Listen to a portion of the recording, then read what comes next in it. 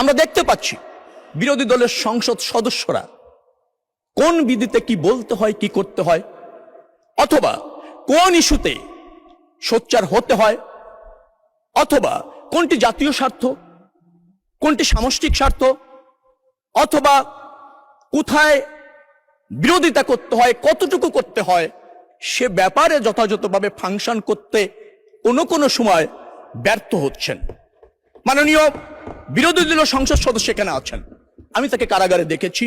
অত্যন্ত বিনয়ী মানুষ, অল্পভাষী মানুষ, পরিমিতিবোধ সম্পন্ন মানুষ, কিন্তু তিনি তাদের মেম্বার অফ পার্লামেন্ট সদস্যদেরকে যথাযথভাবে ফাংশন করতে কোথাও যেন বিচ্যুতি হচ্ছে বলে আমার কাছে মনে হয়েছে। মাননীয় স্পিকার, আমার কাছে এও মনে হয়েছে তিনি হয়তো অসত্য প্রকাশ করতে পারেন, যার ফলে সংসদ নেতার দায়িত্ব রয়েছে পুরা সংসদের স্বার্থে বিরোধী দলীয় নেতাদেরকে একটা কর্মশালা বা বিরোধী দলীয় সংসদ সদস্য যারা আছেন তাদেরকে আরেকটু শানিত করা, আরেকটু পরিপক্ক করা, কারণ তিনি তো সংসদের নেতা।